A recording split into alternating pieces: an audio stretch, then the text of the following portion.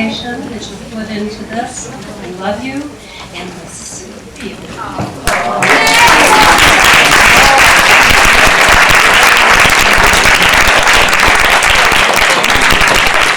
Thank you so much, Kathy. As you know, it's my privilege and pleasure to do what I do, and I feel so blessed to be able to do it.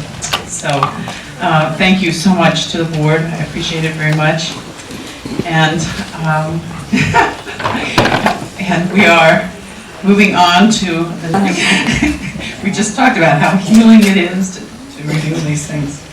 And it was a very traumatic experience for her, and I know, and we can all send her good energy, so it makes it easier for her while she does it. So please give a warm welcome to PMH Atwater.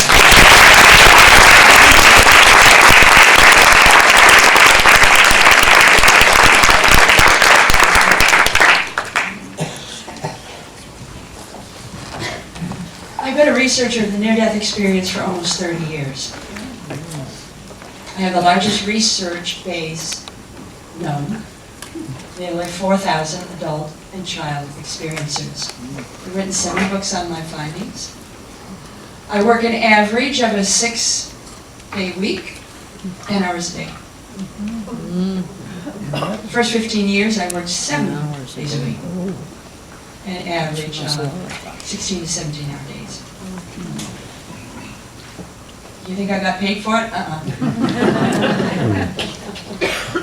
I did it because it was my mission. It's why I'm alive.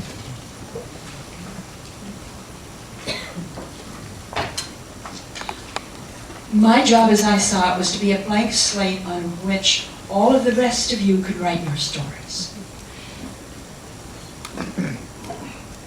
I'm a cop's kid. I was raised in a police station.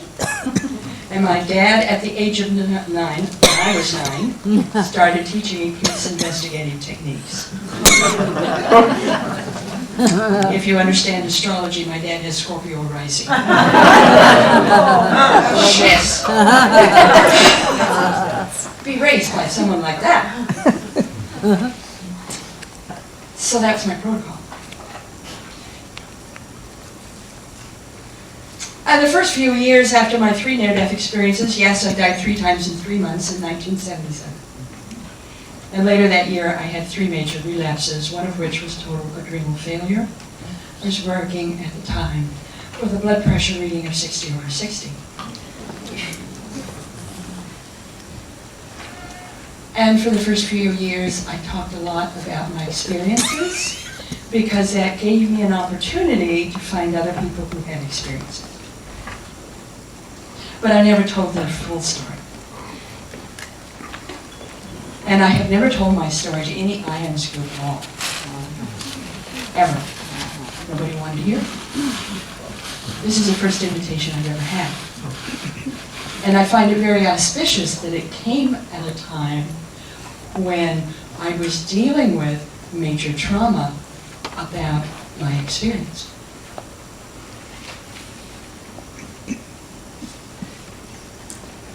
My experiences were caused by a miscarriage and extreme hemorrhaging, January 2, 1977. 2 days later, a major thrombosis in the right thigh vein, which dislodged, followed by the worst case of phlebitis the specialist had ever heard of, let alone seen. And 3 months later, total collapse of all vital signs. To this day, we do not know for certain what happened.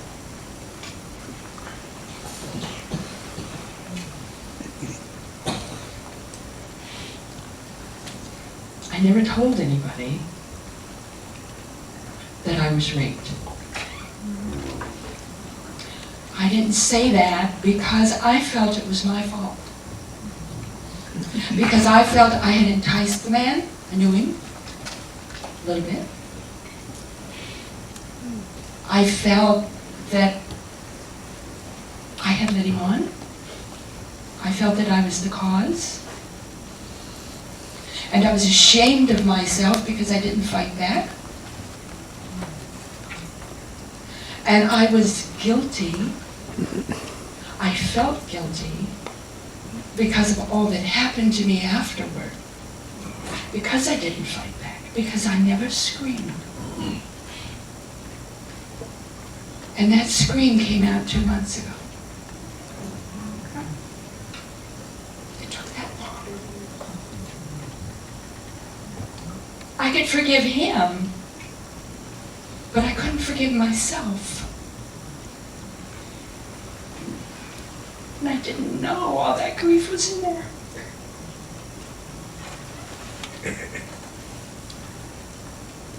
And in meditation I got, it's time now to unite that which has been divided.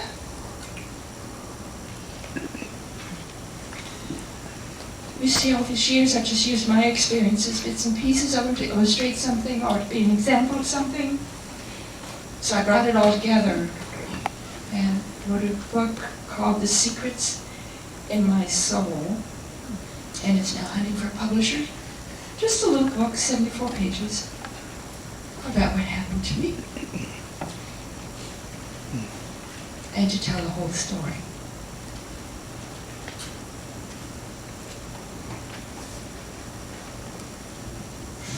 So consider me a newbie.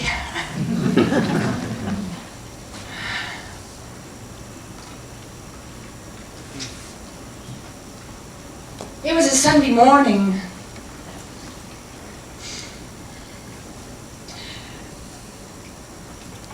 And I was in so much pain. And I have 3 children. One was gone, my son was gone. The 2 girls were still home, one in high school, one in junior high. Not in junior high, excuse me, grade school. And the girls were gone. And I was alone on that Sunday morning. And I had to run for the bathroom.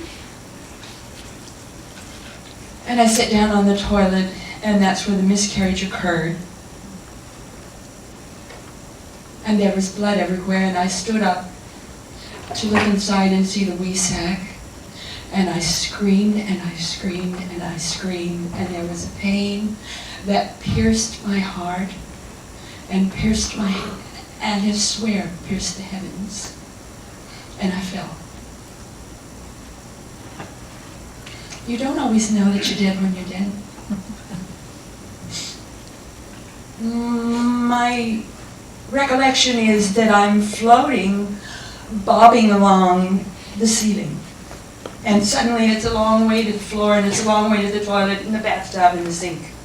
And I couldn't tell what had happened with the space relations. It confused me. And I kept being drawn to the light. Well, my light was the bathroom light, and it was on. So I was drawn to the light bulb. Nothing fancy here, folks. It was a light bulb, and it was on. And I kept bumping into that thing, like a miller, like a moth. And it didn't burn me, it didn't hurt. I was just drawn to the light.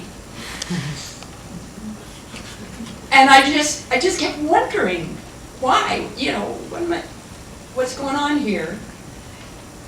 And suddenly, in the peripheral view, all around me, there appeared blobs. I don't know what else to call them, they were blobs.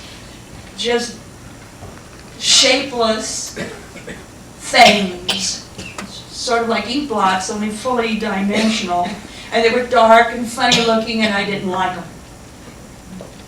And the more questions I asked, the more blobs there were, until the air was filled with them. And by the way, I had full vision. I could think, smell, see, move. My faculties were much enlarged and enhanced than normal.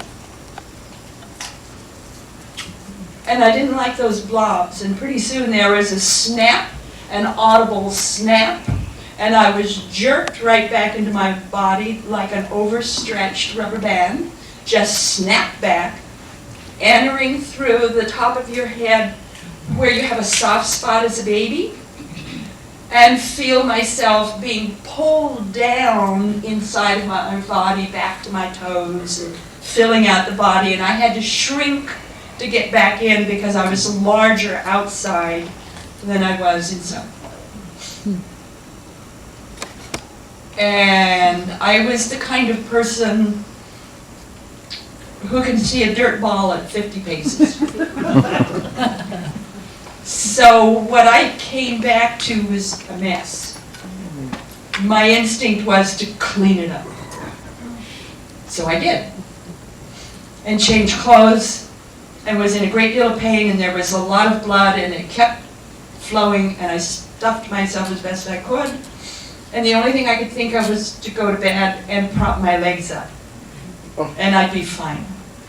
I birthed 3 children. I didn't know what a miscarriage was. I'd heard of it, but I never had one. So I went to sleep. Bear in mind, I'm a policeman's daughter. We used to live outside of town. We had an acreage outside of town in Twin Falls, Idaho. And they used the field outside my bedroom window for police target practice with the guns. I never once heard a single gun. I did not believe my parents when they said that the field outside my bedroom window was target practice for the entire force. In other words, when I sleep, I sleep. I sleep very heavy. I even slept through a large part of my labor with my first child. Pains 5 minutes apart. Sorry, folks. Good night. And when I woke up again, they're still 5 minutes apart. I could sleep through anything. Bomb could go off. I'd sleep through it. So I went to sleep. I can remember my oldest daughter, Natalie, shaking me awake the next morning, and she said, "Should I call the office and let them know you're ill, that you can't come in?" And I said, "Yes." Actually, she did that Sunday night when the girls came home. And I said I was ill, and they went ahead and fixed their own dinner.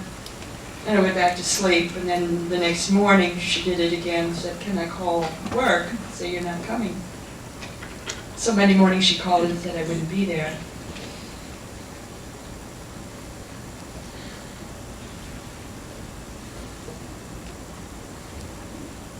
It finally got...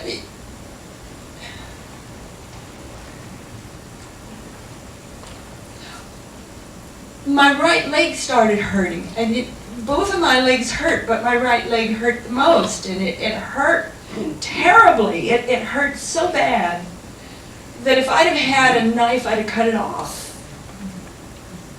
It was terrible. And finally got through my thick head, maybe I needed some help, and the girls were gone to school. And our only phone was a wall phone in the kitchen, and it's a long way to the phone. And I remember throwing back the covers and seeing my right leg about here and about halfway down on the thigh. There just was so much pain. There was just pain everywhere. So I decided that somehow, some way, I was going to get some help. And so, I don't know how I got in the car. I don't know how I got dressed. I don't know how I got in the car, but I did. And I drove to our family doctor's office. His office was 5 blocks away from our home. It took me half an hour to drive there.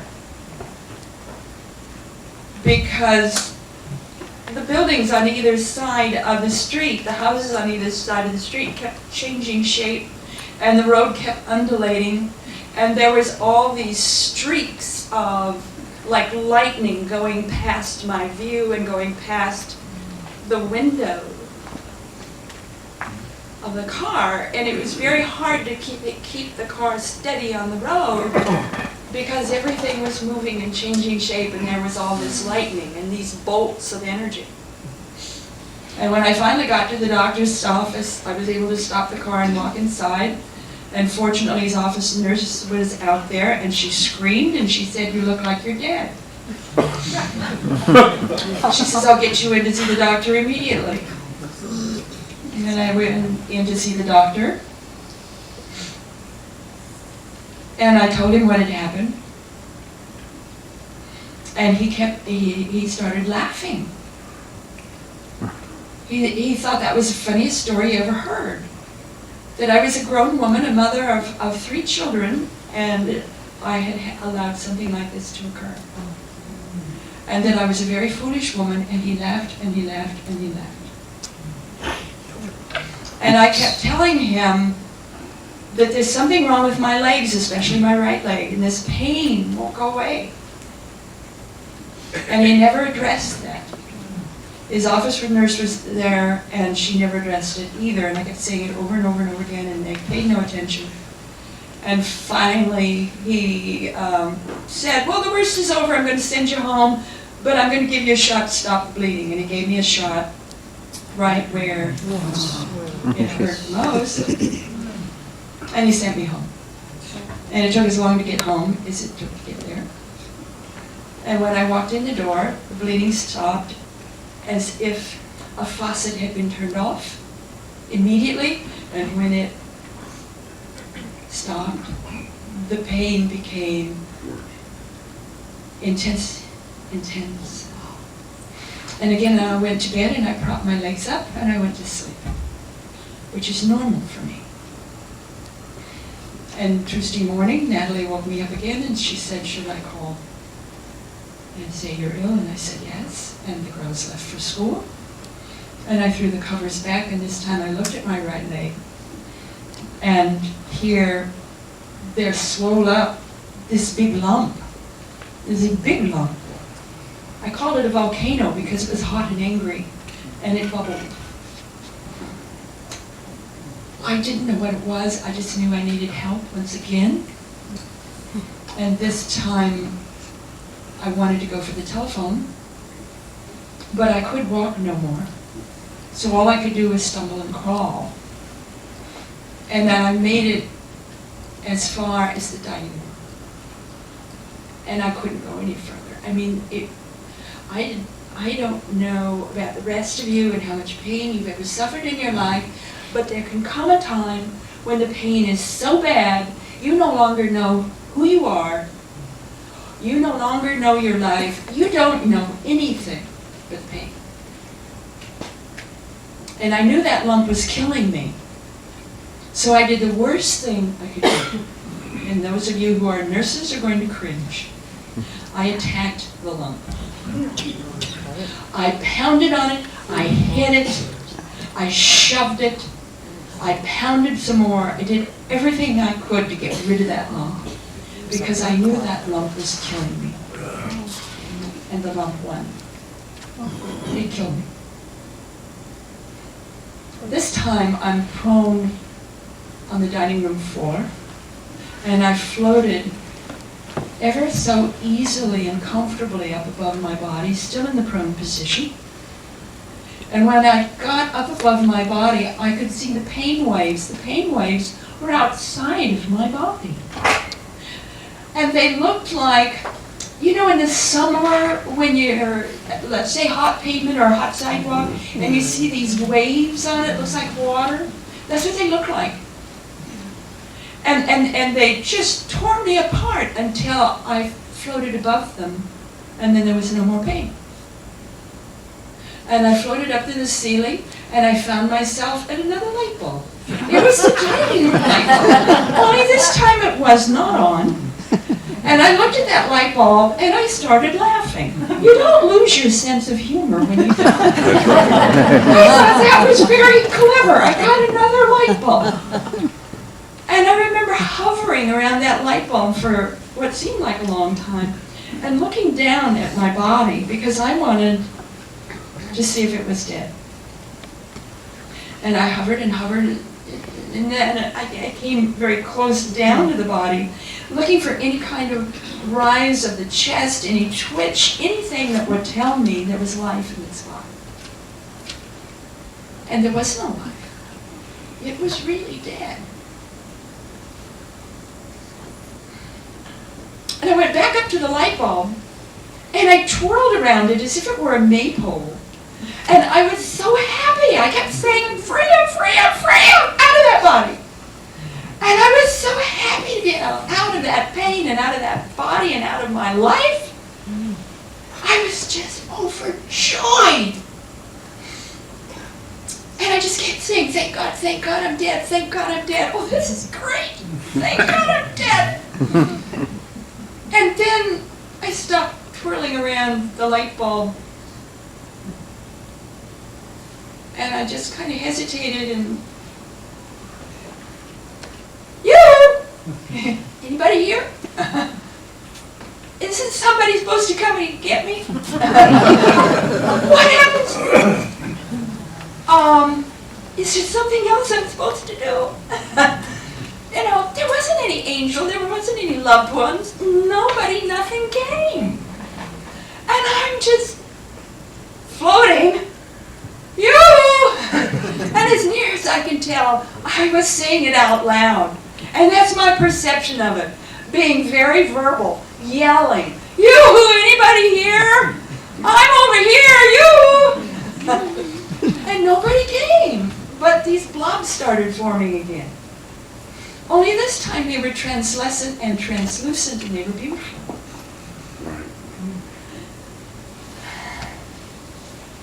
And it occurred to me that they were my thoughts.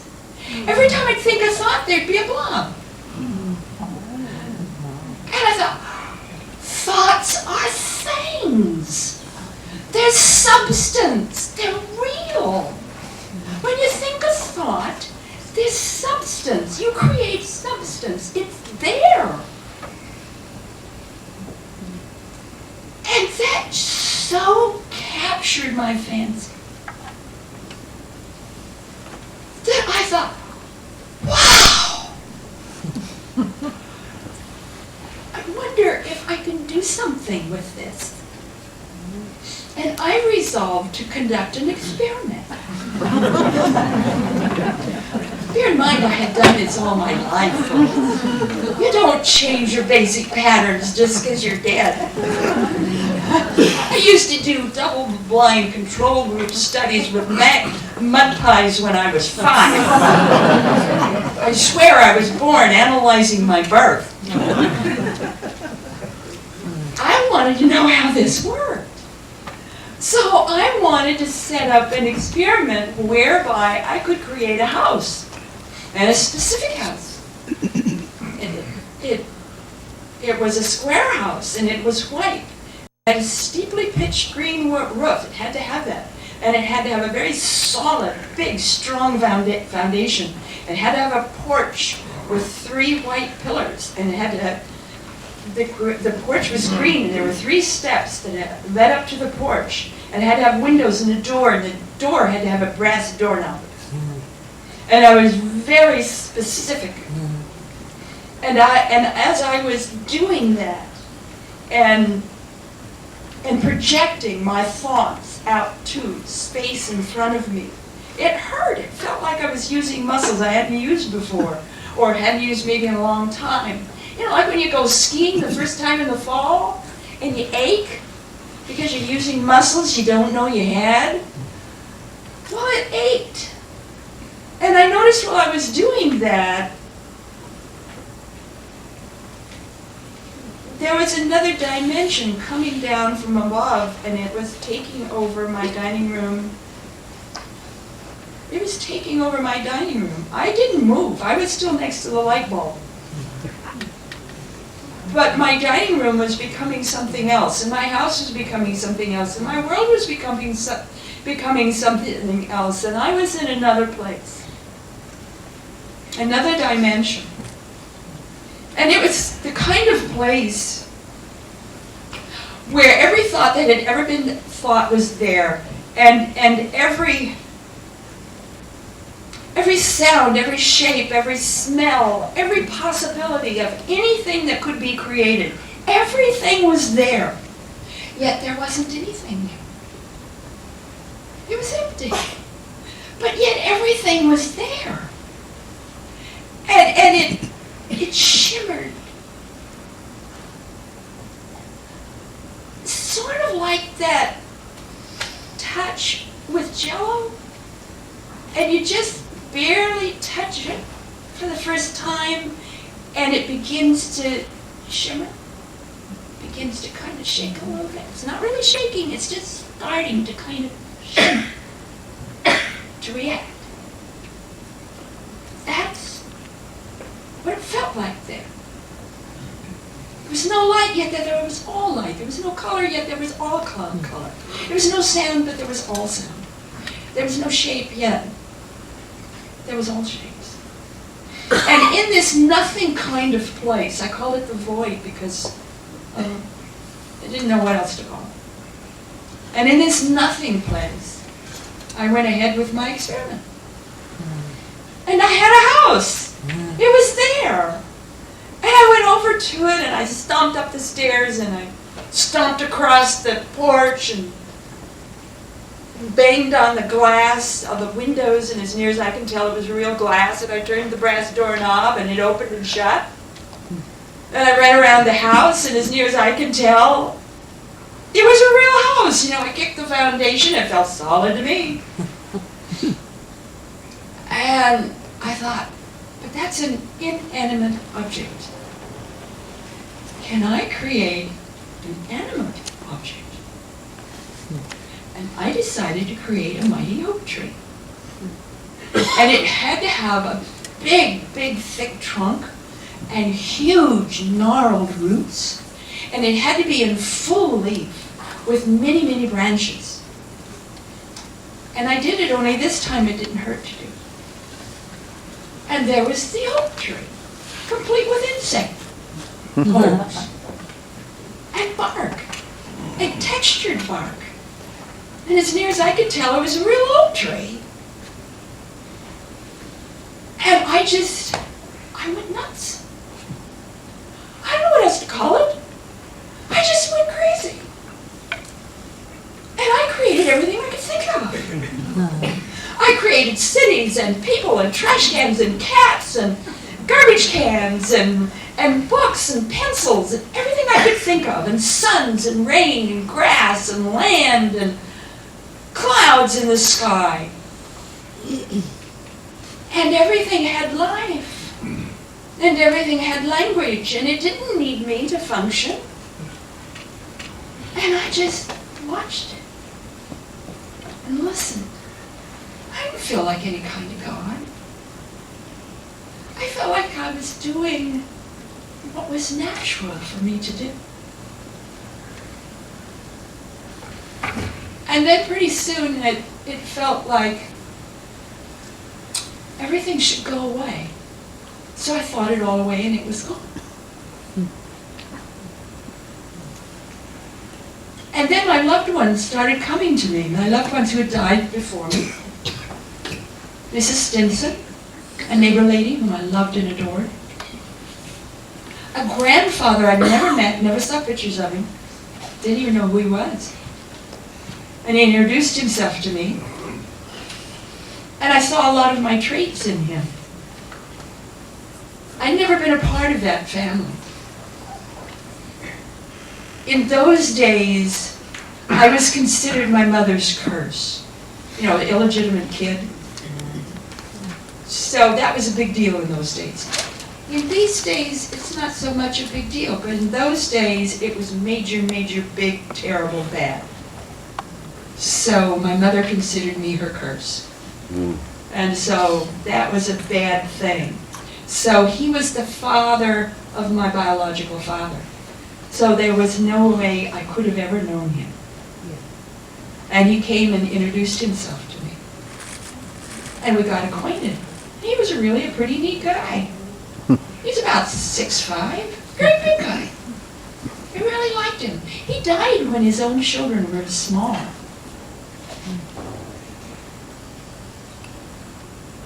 And then Jesus came.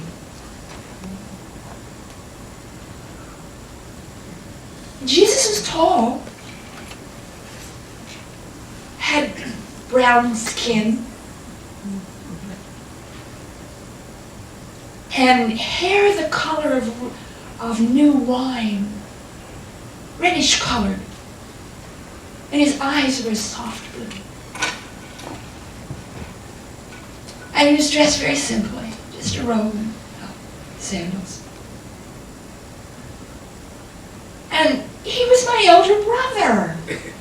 And I ran up to him and hugged him, and he hugged me, and we laughed and we cried, and we visited like long-lost relatives. I didn't feel any need to worship him. He's my brother. He's my elder brother. Someone of whom I'm so proud. I want to be like him. He gave us a model. That's the best model I've ever seen, and I just wanted to be like him. And there was just so much joy. No great insights were given, just laughter and joy. And then Jesus left. And when he left, my loved ones left. And I was all alone in this long place. And it's the first time I ever looked at myself to see what I looked like. And I was just a wee speck. This is just a spark. A little spark of fire. That's all I was. And I was in this non place with billions and billions of other sparks. Souls like me. And pretty soon in my spark, there developed a sore. And the sore got very, very big. And the sore exploded. And when it exploded, my life review began. Because it was all that I had done in this lifetime. And it wasn't a viewing of my past lives. Well, this life, the past life review, it was a reliving of every thought I had ever thought, every word I had ever spoken, and every deed I had ever done, plus the effect of that on anyone who came within my environment, whether I met them or not, plus the effect of that on the soil, on the water, on the plants, and on the air. I got to relive the total effect of my having ever been alive on the earth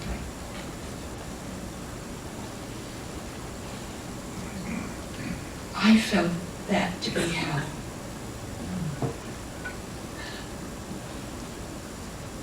I grew up knowing that if you did something wrong, you'd be punished for it maybe. That maybe that was bad and that maybe you shouldn't say certain words, but I did not know we are responsible for every thought, word, and deed. Now there's ways that we can handle that, I learned later. But at the time, it was just too much. And I was so ashamed of many things I had done. It was a crushing blow. But there was one thing I liked about the personality I had, my earth self, my personality self. There's one thing I liked about that, and that was I was the kind of person that always did something. I was not the kind of person who waited for somebody else to say, maybe you ought to do this, or I suggest you do this, or how about this, or how about that. I was not the kind of person that needed any kind of push. If I saw something that needed to be done, I got up and did it. I didn't ask anybody's permission. If it needed to be done, I did it. And I liked that about me. I thought, that's pretty good. I like that. And I was very clear that I was not my earth self, my personality self. I was me.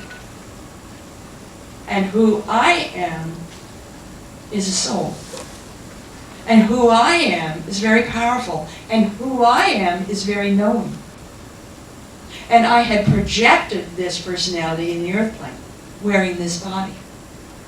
My body was not me. I was me. My body was my projection. My body was my precious treasure. My body was the temple I lived in. My body was the jacket I was wearing in this lifetime. But my body was not me. I was me. And my judgment of me was very severe. But I forgave myself because of my delight in this aspect of me that I found very rich and good.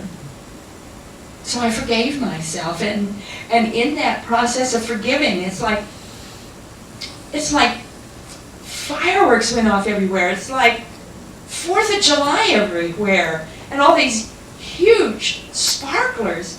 And I floated back into my body on a carpet of these sparklers, ever so gently, again entering through the top of the head and having to shrink to fit back in and being pulled back to my feet and my toes.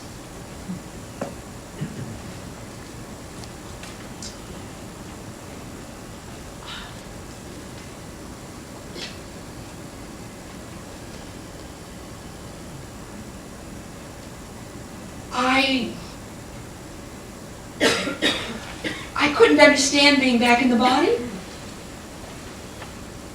I was still on the other side.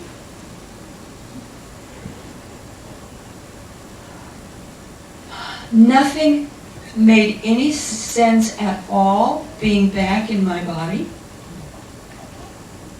If I had gone on another 3 feet, I would have been at the phone. And I could have called for help.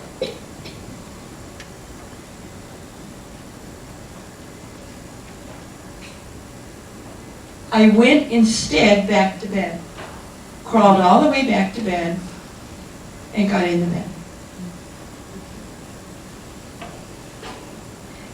And I was in a stupor for several days. I had no idea who my children were. I had no idea what a mother was. I had no idea what sheets in a bed were, or newspapers, or a clock. I had no idea what food was. I had no idea what this world was. None. And I laid in a stupor for several days. Couldn't relate to anything. The only thought that got through, that made sense, that woke me up, was money. Money, of all things. The thought that got through was, I gotta go to work, that's my only source of income. I don't know how I got up and got dressed, but I did.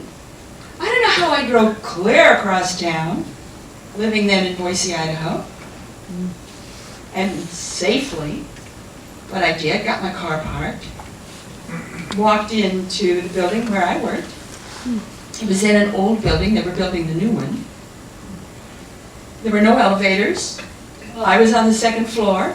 That meant I had to walk up huge flights of stairs. This was an old building. That is to say, the stairs were, you know, they have really high ceilings, so your stairs, a lot of stairs.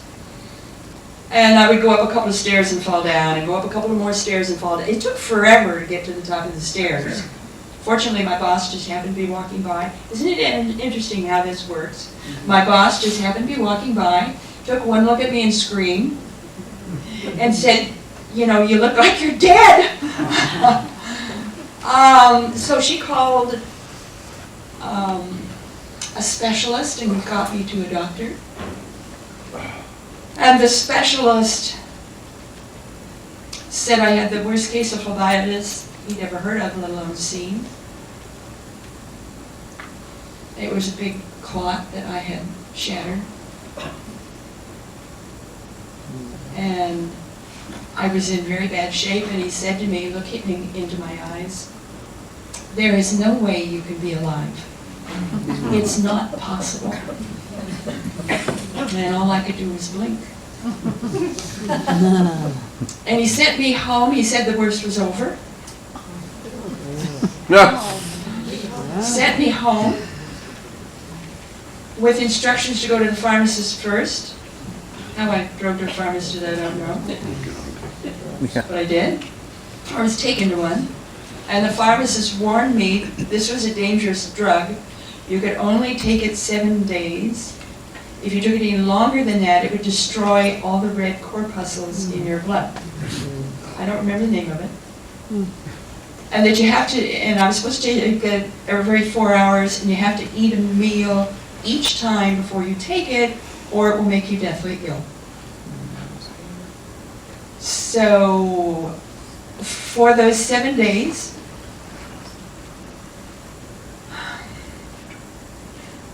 the girls arranged to come home early from school, but I was alone, and I was in the living room, and I was on the sofa, and the doctor said I was to get up only when I had to go to the bathroom, that I was to prop up my legs and just be on the sofa, and there was a television set, and I never turned the television set on.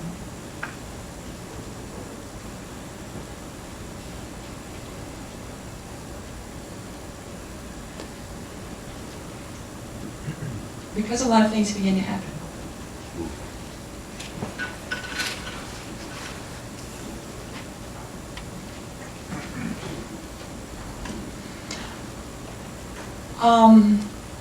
I could hear everybody's thoughts at that same decimal level that I could hear their spoken words. There was no difference in sound level. And since most people do not say what they think, I quit talking to anybody because I didn't know what to answer to.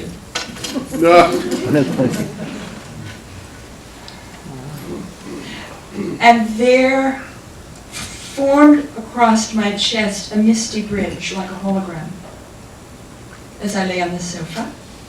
And across that bridge, going from left to right, was all of my past lives marching back by in hologramic little figures, but just marching by, one right after another. I got to see all my past lives going back to when I first came to Earth.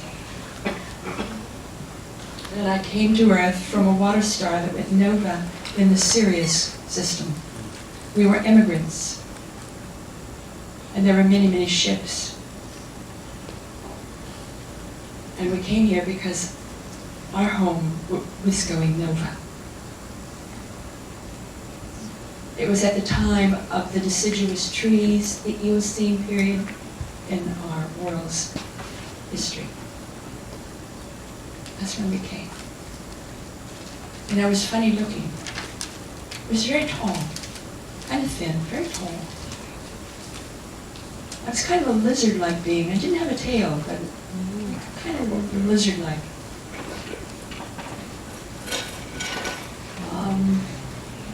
I just didn't look like a human being. It was very different. And I had died here by choice because I found that I couldn't live here. I couldn't reproduce here. So I chose to die in fire. And I burned myself. In doing that, I freed my memories and I freed my soul. And it took many, many years before that part of me could then inhabit a living body here. And that's how I was finally able to get in human form. And that's another story, and it's a long story, and I haven't written that one up yet. Because it's not time. Someday. My name then was Rakas. And someday I'd like to write its story. And someday I will. And I went back to work in increments of time. I got slowly better, sort of. Except that there was just so much pain and I couldn't make sense of anything. And I couldn't walk, I was crippled. I was always dragging my right leg. My legs would not hold my body upright. And I went back to work in increments of time. About a third of a day, then a half of a day, then 3/4 of a day, then a full time. And I I couldn't make sense out of anything. What I lost was the conceptual level, which undergirds all things. I lost meaning.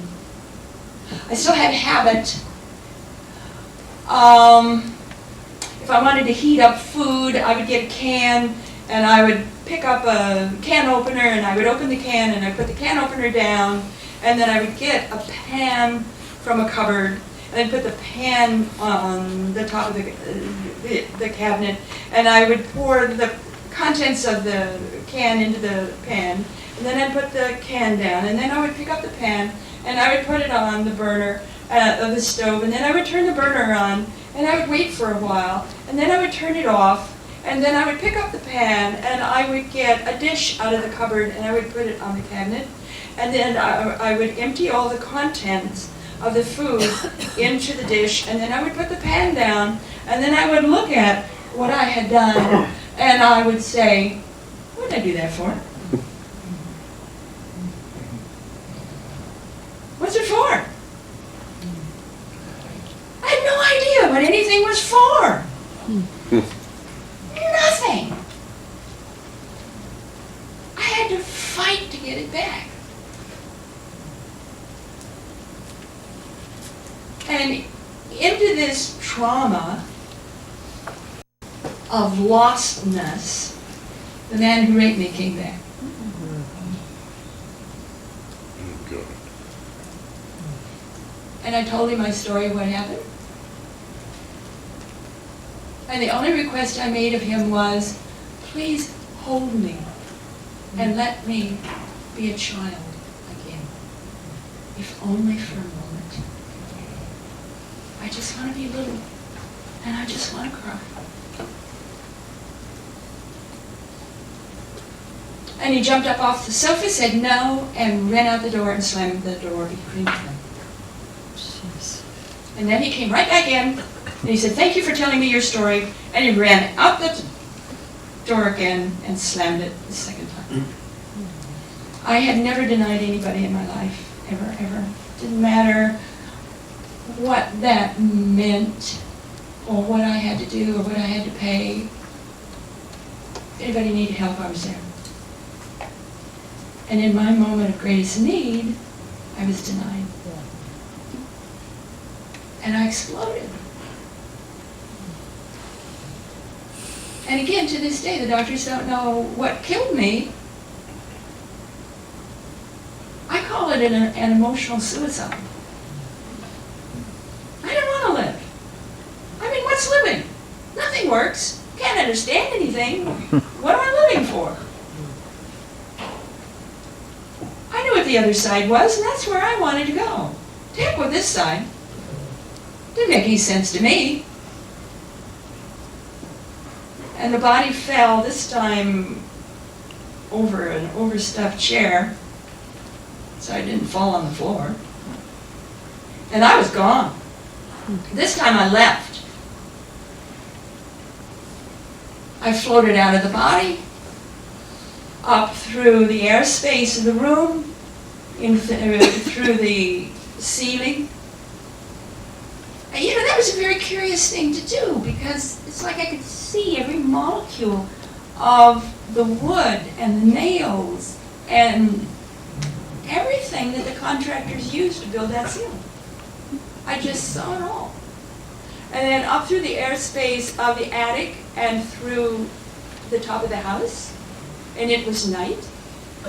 And I went out into the universe, way, way far away from the earth. The earth became like a little ball.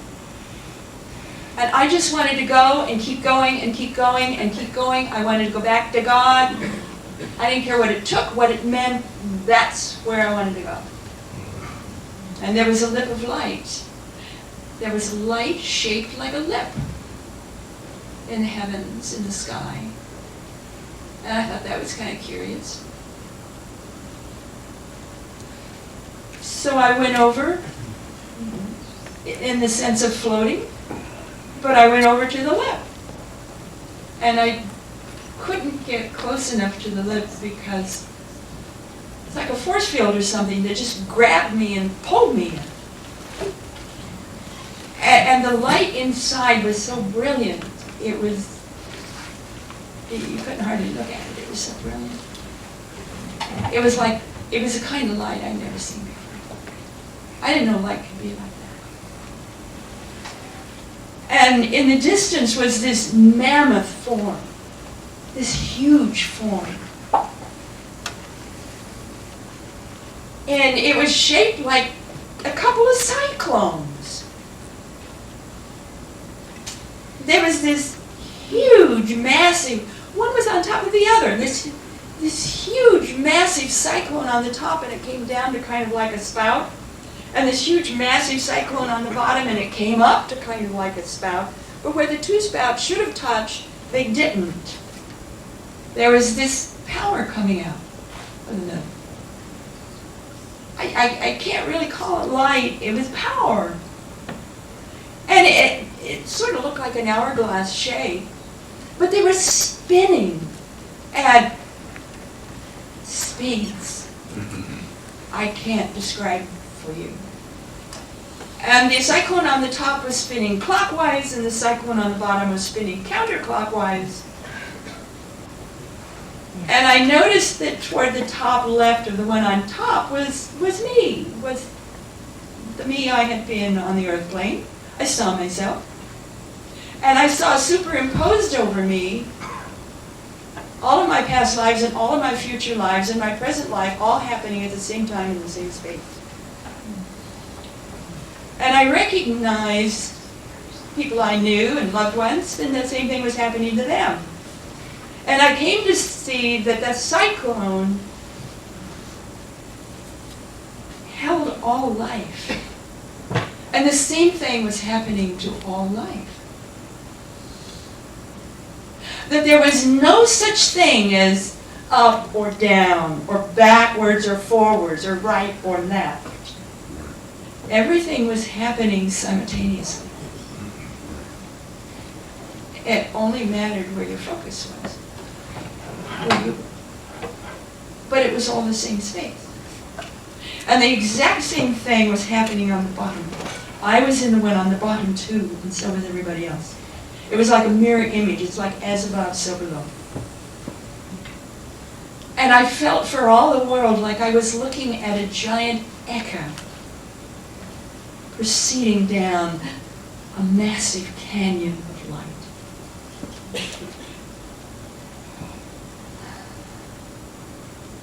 I'd had of life, heck of life. I wasn't interested in anybody or any relationships or karma or understanding anything. I wanted to go to the middle because that's, as far as I could tell, that was the entry to God, and that's where I wanted to go. I wanted to go back to Source. I wasn't interested in incarnations of any kind ever again. No more. That's it. That's where I'm going. And as I went there, as I proceeded to go there, I was able to witness creation, what creation is.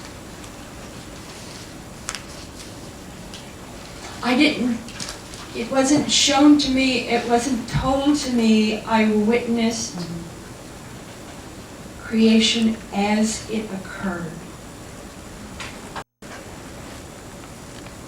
Because I was at the center point of creation, that's exactly where I was, and I knew it, and I saw it happen, and I saw how it happened. And I saw every detail of how it happened.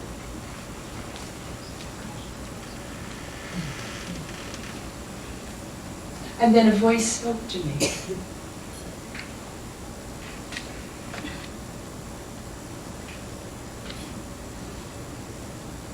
And the voice said, test revelation. You are to do the research. One book for each death. Book number 1 was not named. Book 2 was named, that's Future Memory. Book 3 was also named. That book is 1/4 done on my second desk at home. I don't know if I'll get it finished. They were specific books. Coming Back to Life was supposed to have been book 1, but because of publishing problems, Beyond the Light became book 1. I consider Coming Back to Life prelude.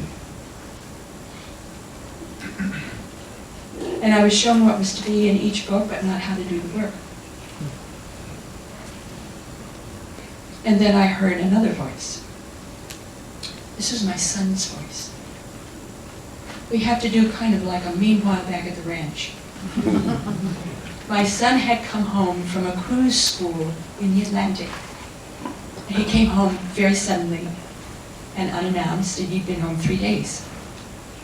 And that particular night, he was at the Black Angus. Do you have Black Angus bars here? Mm-hmm. We have Black Angus bars in Boise, Idaho. And my son is a big Taurus. You know about Tauruses, big neck, big shoulders, big fella. Oh, big guy. And he was at the Black Angus bar that night, tossing in a few with his friends, talking about his trip aboard the Square Rigger.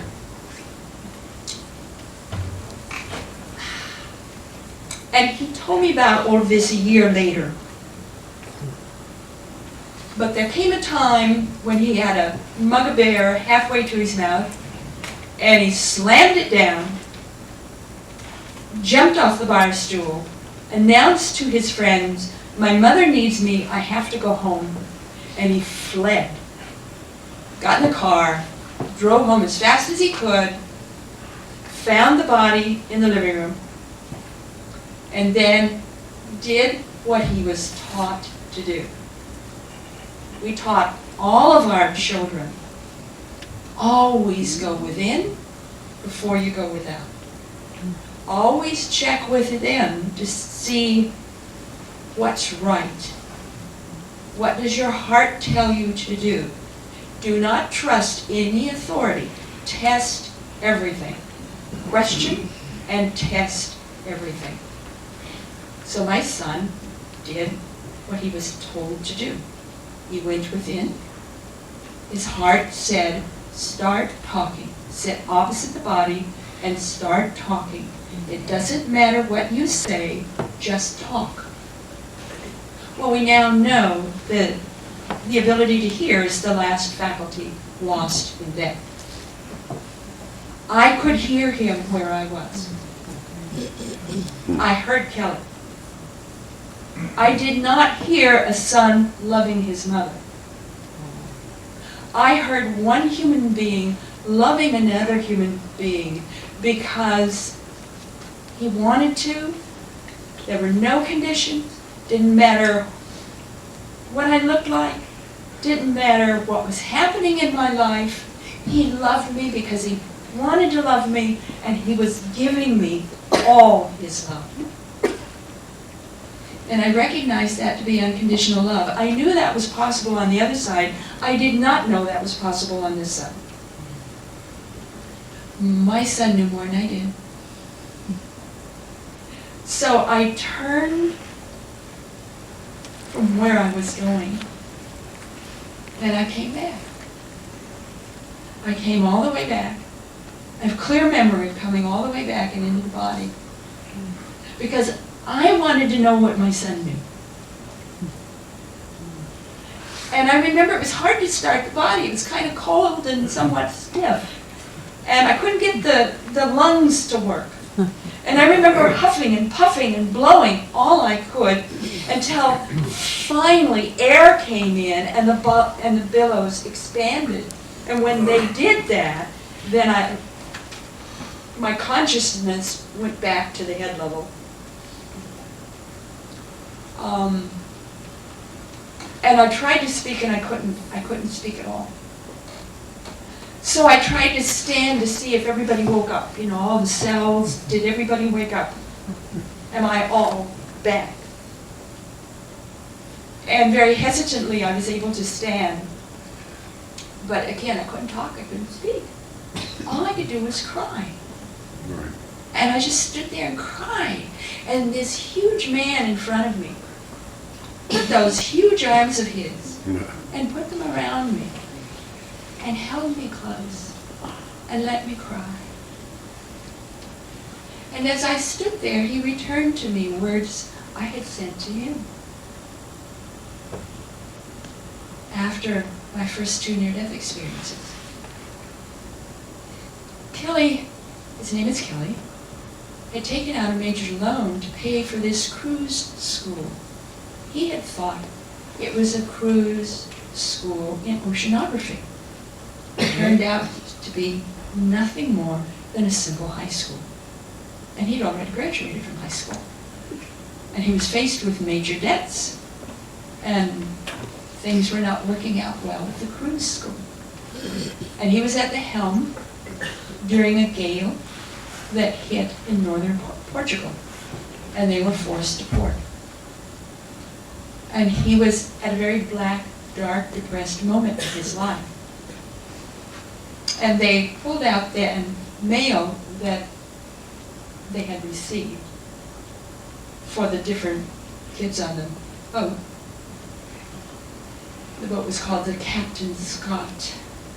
Kelly says, "It's not a boat, Mom." See, you know, he told me what kind of sailing vessel it is, but to me it was a boat. And I had sent him a letter saying that life is a school. And we're all here at different grades. And some of us are here for recess. And some of us are here for tests. And some of us are here for school. And some of us are here to learn certain subjects. And some of us are just here to graduate. No work. But that's all it is. It's just a school. Do your best. So while he was holding me in those great big arms of his, he returned all my words to me, and in my mind I saw a circle close.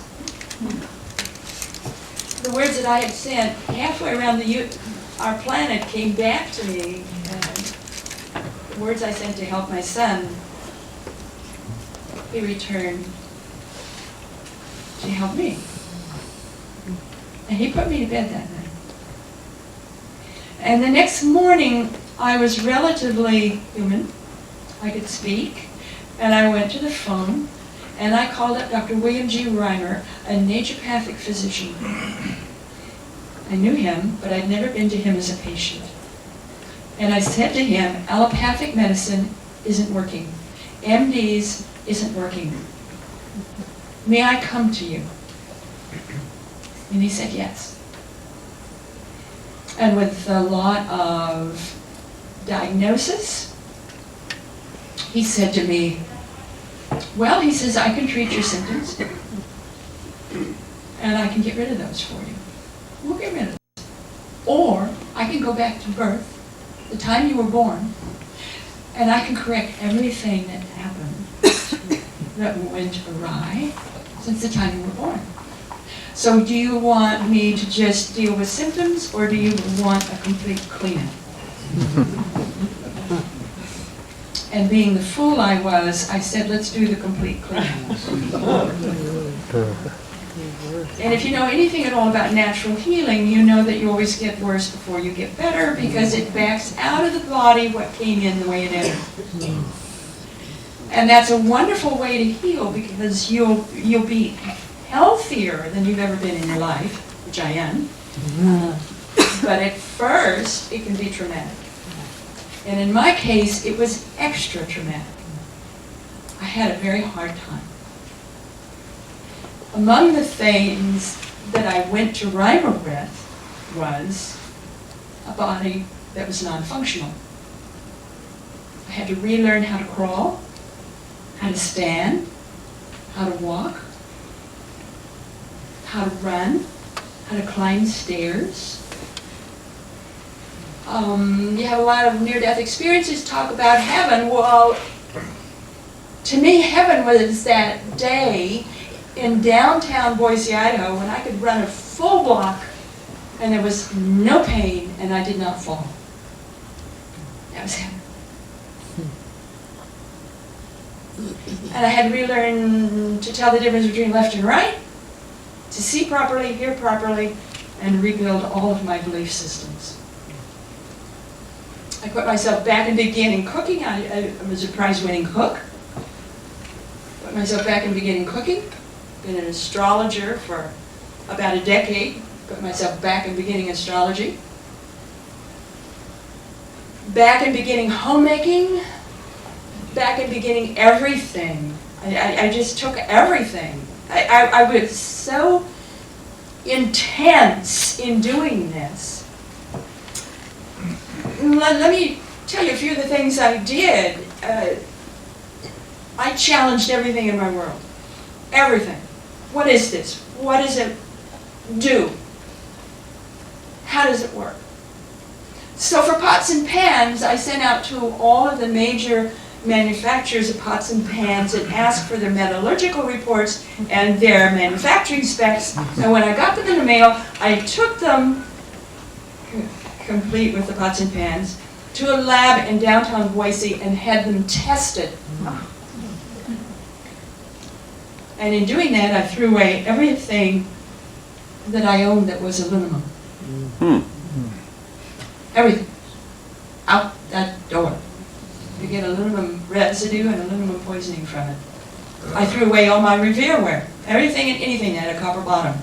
Because you can get nickel poisoning from it if it's scratched in it. I threw away all kinds of stuff. Threw away all my soap. All my hand soap. And I discovered that Palm Christie was the best soap there is. It's a castor oil based soap. You can get it from Bar Products, or you can get it from the ARE, Palm Christie soap. And you can find out about Bar Products on my website, which is myname.com, PMHAtwater.com. Just single case, one word, PMHAtwater.com. Check out the marketplace. Found out all kinds of things about razor blades. Check out RazorMate on my website. Set your razor on a RazorMate. You'll only use maybe 2 or 3 blades a year. That's what I do. I don't fool with this other stuff. I learned how to wear my body differently. I learned what sound was. I learned what works and what doesn't work. And I've been teaching it to people by the thousands ever since. My workshop is called Survival Skills for Sensitive People.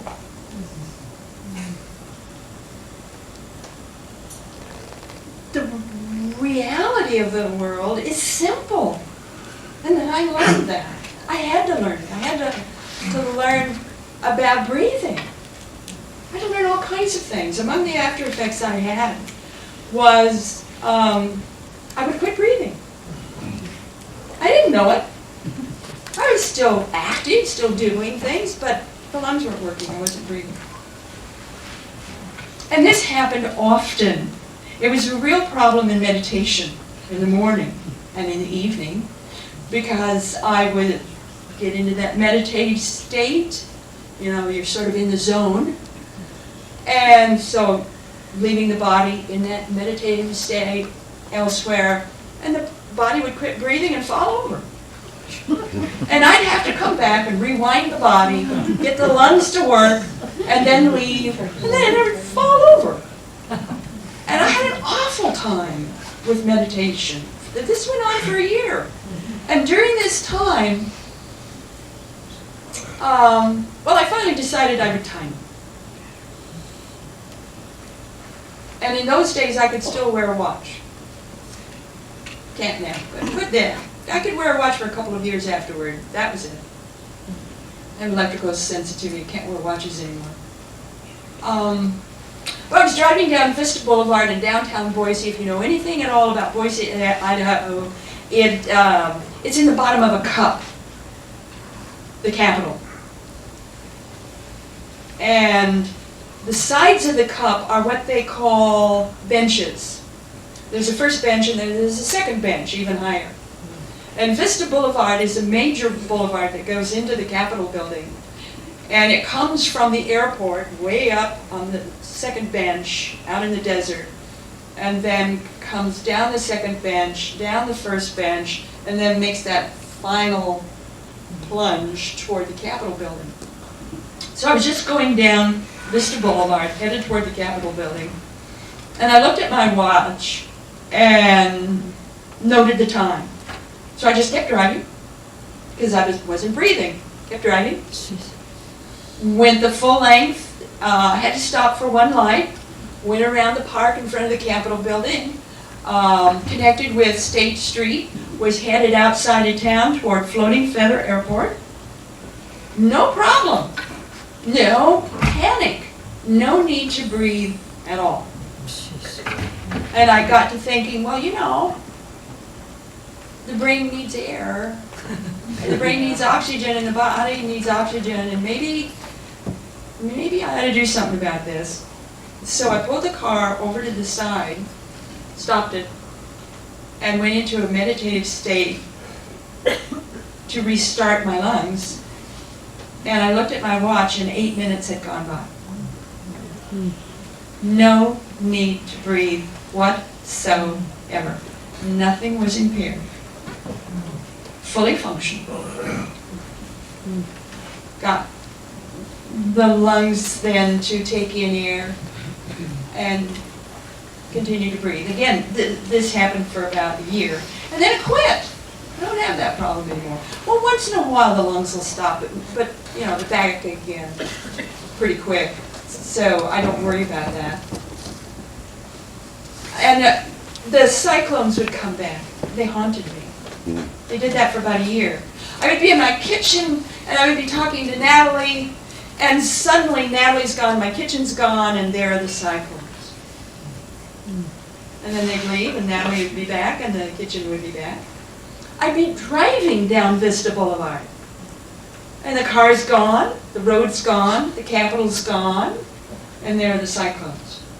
And this scared me, this frightened me, because I'm driving a car that is moving. And I can't see the car, I can't see the road, I can't see anything but those cyclones. They became like a specter, and they haunted me.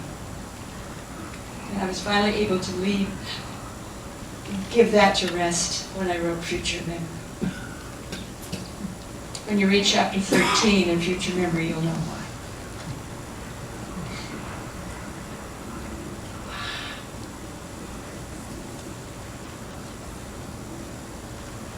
A year later,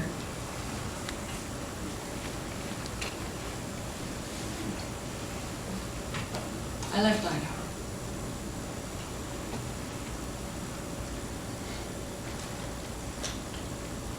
I sold or stored or carried with me everything I owned. Sold a house that I'd only owned 9 months. Walked out on a major promotion and job, a major raise and job promotion at the bank where I worked. My children were all elsewhere, and I left. I walked out on my life, and I told everybody I was going to chase rainbows. And I went first to California, Escondido, California, and attended Dr. Elizabeth Kubler-Ross's Death and Dying Intensive, week-long, in Escondido, California. And that's when well, I can preface that by saying that I had met Dr. Elizabeth Kubler-Ross here at O'Hare Airport. I came here to visit my aunt and uncle. It was the first vacation I had ever had in my life. And I flew up here, and I spent a week here, and I said, take me to O'Hare Airport, and they did, and I met Elizabeth there. Her plane was late. She was flying to Europe.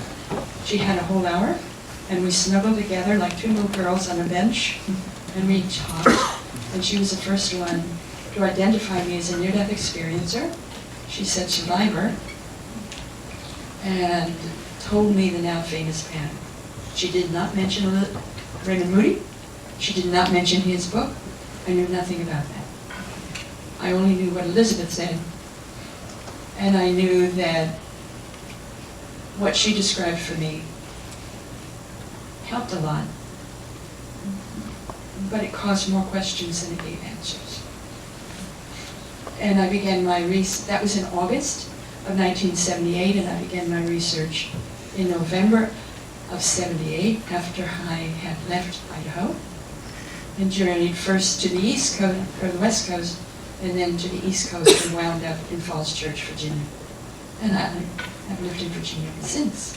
And I began my research in Virginia. I was given many revelations, and they were specific, and I wrote them down. And I have them, and they are specific. The main one that I was given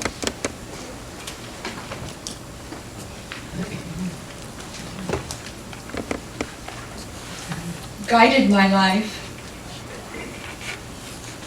because I was so terrified when I left Idaho. I loved my state, I loved my people, I loved my family. I didn't want to leave, but I left. I left because I knew I had to leave. And there was so many tears in the car. I swear I flooded the car. It was a little Ford Pinto.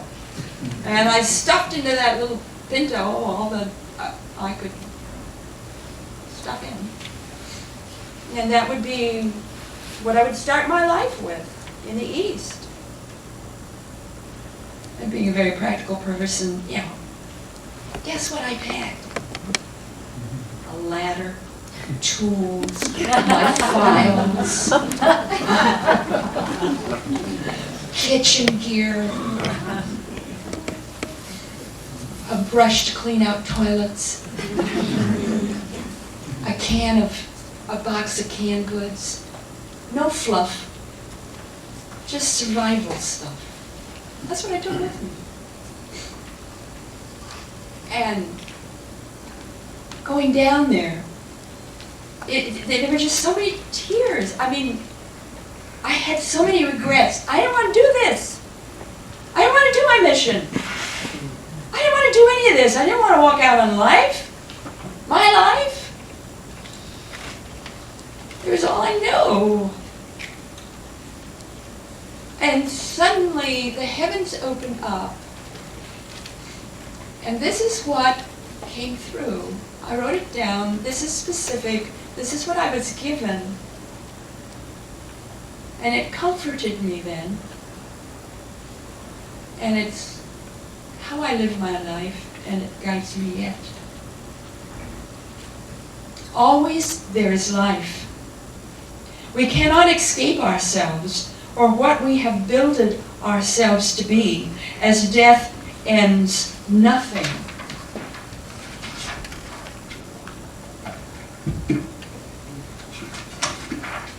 But the physical body we wear.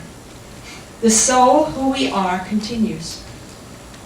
Each moment is precious, and a moment well lived enriches all of our forevers, and forever can be counted on. The purpose of history is not to limit our tomorrows, but to free them. For as we learn the lessons our past would teach us, we are freed from the high cost of deception and deceit, freed to reinvent our world, not be imprisoned by it. The bottom line is not profit, it never was. The bottom line is service plus long-term investment in the education and upliftment of others. The law of entropy only applies when greed or indifference underlies our motivation. Enlightenment is ongoing, not a plateau we achieve. As the term describes an evolutionary shift from one phase of brain function to another, opening the way for dimensions of experience without number and realms of spirit without end. The differing levels of heaven and hell are but stages of consciousness in the grand spiral of remembrance. We inhabit these thought forms in an effort to cleanse ourselves as we prepare for the next phase of growth. There is only one disease, congestion of oxygen, energy, and only one cure, circulation of oxygen or energy. Illness has only one purpose: to deliver a message from the soul level to the personality level, for us or to someone else through us. There are only two religions on this earth: the religion of love and the religion of fear. And everyone belongs to one or the other, whether admitted or not. The only gospel we can ever know is the experience of God in our own heart. Love is the only standard. Choice is the only process.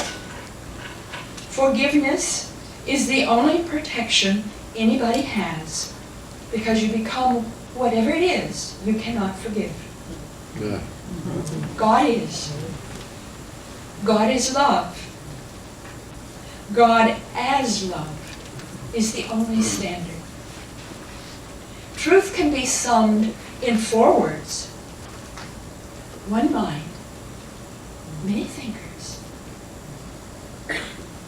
Epiphany is a profound illumination of wholeness that occurs when least expected to anyone. Heaven is but a breath away. You do not have to die to find it. I didn't come here to entertain you or amaze you. I didn't even come here to present my story. I came here to share my soul.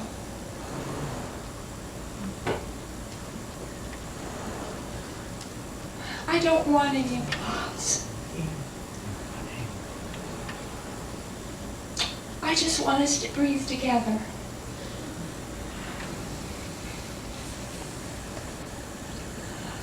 I just want us to do the ah breath. That's so powerful. Those of you that are in hospice, take my book, We Live Forever. I teach you about the ah breath. Anybody who's troubled,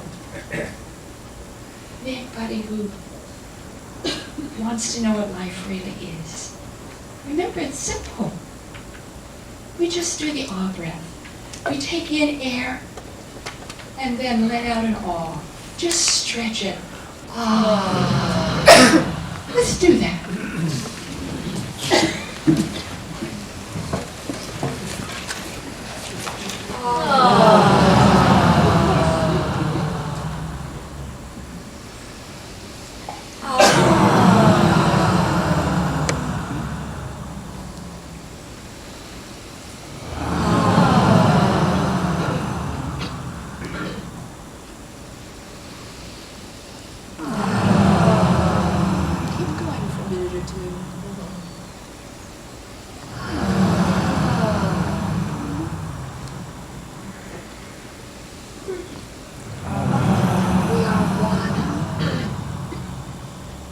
We are one. Children of the same God, we are one. We are one family. And there is only love.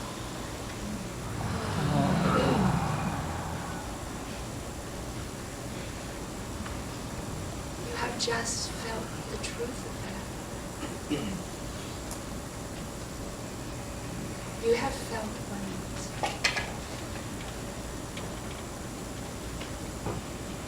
Go in peace. We are one.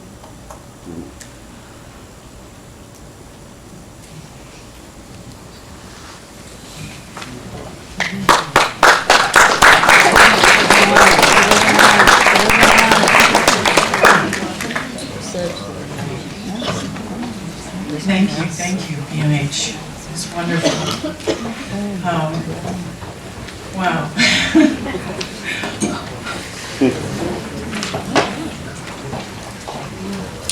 We hope that you all join us next month with Dina, Chase Moore. And if you're available, you can join us at Ruby's. I am on Squinty Boulevard in a little while. I'm sure that, are you available for questions for a little bit, people individually? No, okay. Okay, we will see you soon. Thanks so much for joining us.